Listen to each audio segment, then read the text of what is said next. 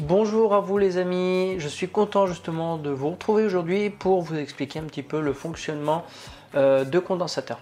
Mais Davy, à quoi sert un condensateur? Lui a pour but justement dans un circuit de stocker l'énergie, d'accord, et de redistribuer celle-ci, et elle va permettre aussi de stabiliser justement les variations de courant qu'il peut y avoir dans le circuit. Peut-il y avoir plusieurs types de condensateurs? On peut retrouver du tantal, mica, électrolytique, on peut retrouver aussi des condensateurs gouttes, Y, ou même voir aussi des condensateurs en surface qui sont des condensateurs CMS. Alors, avant de vouloir justement tester celui-ci, il va falloir tout d'abord, avant de commencer, le mieux, ce que moi je préconise justement, c'est de pouvoir le décharger. Alors il y a plusieurs façons de décharger un condensateur. Il y a la façon un petit peu brutale. Il vous faut munir d'un tournevis cruciforme, plat ou tout autre, d'accord, et de venir faire contact entre les deux bornes. Ça, c'est la chose la plus brutale. Après, des fois, il peut y avoir des petits outils qui sont vendus justement sur Internet et qui sont des déchargeurs de condensateurs. Ça peut s'avérer très utile. Des fois, vous pouvez avoir des gros condensateurs qui vont jusqu'à du 1000 volts, par exemple, sur les flashs d'appareils photo. Peut-on les mesurer directement sur le circuit? Si vous ne dessoudez pas un condensateur, justement peut être faussé suivant les composants qui se situent à côté, une résistance, diode, etc. etc. Dans ces cas-là, moi je vous conseille au moins de dessouder au moins une patte du condensateur pour pouvoir le tester. Une fois que celui-ci est dessoudé, le premier truc à faire, d'accord, c'est de regarder visuellement le condensateur. La plupart du temps, les condos qui sont fatigués, même qui sont HS, sont vraiment bien marqués. Pour cela, je vais vous montrer sur le bureau et je vais vous montrer un petit peu et vous expliquer comment vous pourriez voir ce genre de choses. Alors, je vous ai mis quelques condensateurs, d'accord. Pour la plupart qu'on aura justement sur les circuits et pour ceux dont on fera le plus souvent des tests, c'est sur cela. D'accord, ça ce sont des électrolytiques. Sur ce genre de condensateur, pour comprendre pourquoi vous avez une croix sur le dessus, alors c'est tout à fait normal. Comme ce sont justement des composants qui sont assujettis à être assez fragiles et assez sollicités, la plupart du temps, si vous avez une forme de croix dessus, c'est tout à fait normal, c'est pour pouvoir le fragiliser en cas de faiblesse. Ce qui va se passer dans ces cas-là, c'est que celui-ci, s'il a besoin, commence à devenir en fin de vie et veut éclater. L'avantage d'avoir fait une croix au-dessus, justement, le fait de l'avoir fragilisé, celui-ci va péter vers le haut. Et ce qui va se passer justement, c'est que ça va éviter le reste des composants sur la carte, justement, d'être abîmés ou alors d'avoir des composants défectueux par la suite. Alors, la plupart du temps, ce genre de choses, voilà, sont assez visibles, mais il peut s'avérer que des fois, sur certains condensateurs, justement, j'avais fait une vidéo à ce sujet sur une alimentation de l'Optiplex 390. J'ai un condensateur qui avait perdu sa jupe. Alors quand on dit perdu sa jupe, c'est un condensateur qui pète vers le dessous, d'accord, vers le bas. Dans ces cas-là, c'est bien de le dessouder pour venir vérifier celui-ci. Et si jamais vous avez des doutes par rapport à sa mesure, vaut mieux, et moi par principe c'est ce que je fais, vaut mieux le changer pour être sûr. De quelle façon tester un condensateur? Alors moi, je dirais il y a 3 façons de tester un condensateur. La première, pour la plupart des personnes, vous avez tous au moins un multimètre. Alors vous n'êtes pas obligé d'avoir un multimètre dernier cri ou avoir un Fluke ou ce genre de choses. Un multimètre bas de gamme suffira. À partir du moment où vous savez quelle mesure vous êtes en train de prendre et surtout ce que vous êtes en train de faire. Pour commencer déjà, moi la première chose que je vais vous montrer, c'est de pouvoir le tester au niveau des farades. Sur la plupart des multimètres, hein, d'accord, aujourd'hui on a énormément de multimètres qui sont peu chers et qui sont assez performants à l'heure d'aujourd'hui. Vous pouvez avoir ce genre de symbole qui est ici, d'accord. Ce symbole, ce sont au niveau farad. C'est ce qui va permettre de mesurer justement les condensateurs. Alors faites attention, quand vous avez un multimètre, venez vérifier. Suivant les gammes des multimètres, vous pouvez avoir justement une plage que celui-ci ne peut pas dépasser. Pour ma part, celui-ci, moi je ne m'inquiète pas au niveau de mon Fluke, mon 115 True RMS. Dans ces cas-là, ce qu'on va faire, je vais mettre en position farad. Sur celui-ci, justement, j'ai une position, le bouton jaune, qui me permet de changer les options. Voilà. Je vais sur celui-là, et là, je suis en nanofarad.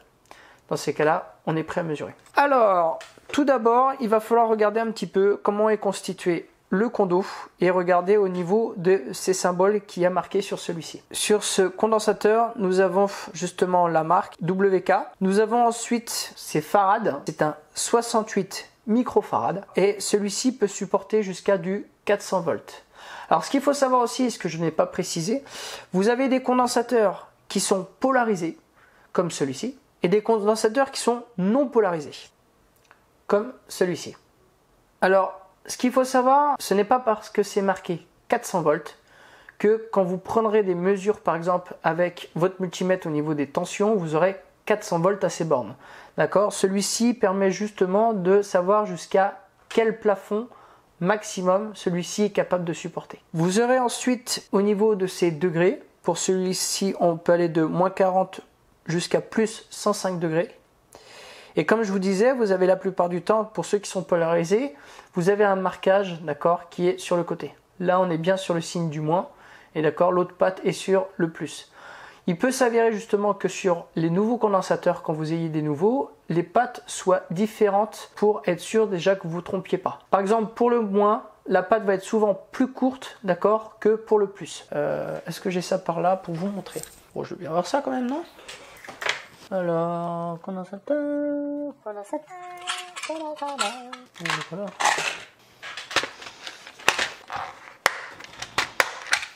Ensuite, il est polarisé. Vous voyez, là, on a un condensateur.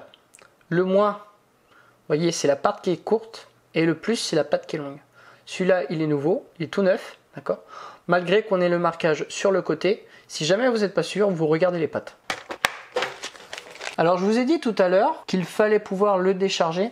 Alors, soit vous faites ça avec un petit outil qui permet de décharger les condensateurs, ou bon, bien sûr, comme je vous ai dit, la méthode un petit peu plus raide avec le tournevis. Ce qu'il faut savoir, comme celui-ci est un réservoir, si jamais vous enlevez par exemple un condensateur sans l'avoir déchargé, il est possible qu'à ces bornes, d'accord, on peut avoir du 200, du 300, voire même jusqu'à du 400 volts. Si vous mettez vos doigts sur les deux bornes de celui-ci, je peux vous dire que vous pouvez prendre une sacrée châtaigne. C'est pour ça, faites attention et ne rigolez pas avec ce genre de choses, ça reste très très dangereux. C'est pour ça qu'on dit de toujours décharger un condensateur avant de pouvoir prendre des mesures. Nous avons le moins qui est ici ou le plus. Bon, normalement, il n'y a pas trop de problème. Et sur celui-ci, je vous ai dit justement que c'était un 68 microfarad. On va poser celui-ci.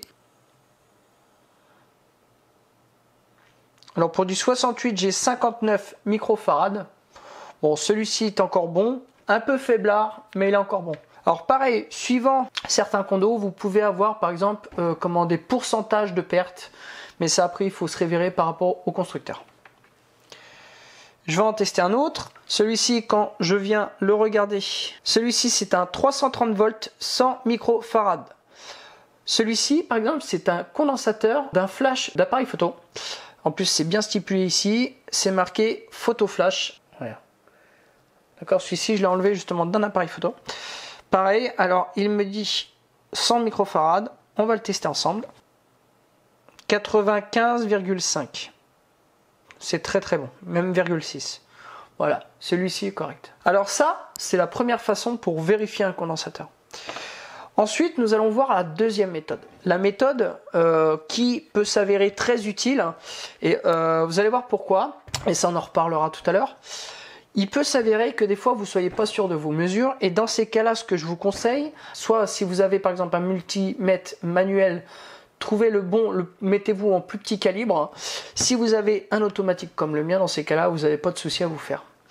On va se mettre en position au mètre, d'accord, et on va venir vérifier celui-là et on va regarder un petit peu ce que le multimètre, la façon dont il réagit. Vous allez voir. Si celui-ci est bon, normalement vous devriez avoir une variation qui se fait montant et descendant par la suite. Mais vous ne pourrez jamais avoir all, c'est-à-dire que celui-ci est en court-circuit complet. Dans ces cas-là, je suis en position au mètre, je viens sur mon condensateur, voilà. Et là, vous voyez, ça varie. Là, j'ai du 1,2 mégaohm et ça continue à monter. 1,3. Ça veut dire que le condo est en train de se charger. Maintenant, si je le change de sens et que je viens le tester, à l'effet inverse, celui-ci se décharge. D'accord ? Ça, c'est signe qu'un condensateur est en bonne santé. Si jamais un condensateur... Alors là, j'en ai pas qui est mort. J'aurais pu vous montrer. L'autre fois, j'en avais un. C'est dommage. Mais si celui-ci est mort, il peut vous faire très bien du all. Dans ces cas-là, effectivement, il faut le changer. Et je vous disais justement, il y en a une troisième que moi je préfère. Alors pourquoi j'aime bien cette façon aussi au niveau de l'ohmètre? Un condensateur, ça peut être très vicieux. Pourquoi? Des fois il peut avérer, et ça moi j'ai eu le cas, forcément c'est pour ça que je vous en parle, il peut s'avérer que des fois un condensateur, vous venez le tester en farad, il peut paraître bon, mais que sa résistance interne, c'est-à-dire sa résistance ohmique, quant à elle, est complètement dans les choux. Et là par contre vous pourriez passer à côté d'une panne. Moi je me suis déjà fait avoir, mais bon il faut faire l'erreur pour justement l'apprendre, et bon bien sûr ça je l'ai aussi appris à mes dépens. Alors moi dans ces cas là c'est pour ça que j'ai investi, pour ceux qui font vraiment de l'électronique et qui veulent être sûrs. Petit café, j'ai soif. Alors vous avez ce qu'on pourrait justement intituler ce genre de petits testeurs comme ça qui peuvent tester justement plusieurs composants. On peut tester des MOSFET, transistors, diodes, condensateurs et j'en passe. Alors celui-ci est bien. Bon après voilà, ça c'est vraiment si vous n'êtes pas sûr, vous pouvez toujours utiliser ce genre de choses. Je vous mettrai un lien en bas de la vidéo si ça vous intéresse. Mais par la suite, une fois que bon on a utilisé un petit peu ce genre de choses, moi j'ai voulu passer un petit peu à la gamme au-dessus et je me suis acheté justement ce qu'on appelle un MESR 100. Celui-ci en fait vient tester les résistances ohmiques du condensateur et on a aussi un avantage, celui-ci a possibilité de venir tester les condensateurs à même le circuit. Ça c'est un gros avantage, il est bien stipulé ici 100 kHz dans le circuit pour pouvoir le tester. Moi j'adore ce petit truc là parce que c'est vrai qu'il m'a été très utile et il m'est déjà avéré justement de trouver des condos, alors très rarement parce que je l'ai pas depuis non plus des années, mais il m'est avéré justement quand j'avais des doutes, justement que je prenais celui-ci, que j'avais des doutes quand même sur un condo, je le dessoudais et une fois qu'il était sorti, effectivement il s'était avéré que celui-ci était HS. Voilà, je vous mettrai aussi un lien si ça vous intéresse et je vous remettrai si ça intéresse aussi en haut à droite une vidéo pour aller voir un petit peu le fonctionnement celui-ci et le test que j'ai fait avec celui-là. Alors vous me direz justement oui c'est bien, alors Davy tu parles par exemple des condensateurs comme on a là, mais bon il y en a plusieurs, il y a du condensateur Y, il y a du X, il y a du Tantal, il y a du Mica comme je vous disais, et il y en a qui sont un petit peu plus chiants à tester. Ce sont des condensateurs CMS, d'accord? C'est souvent ceux qui sont en surface, les tout petits condensateurs.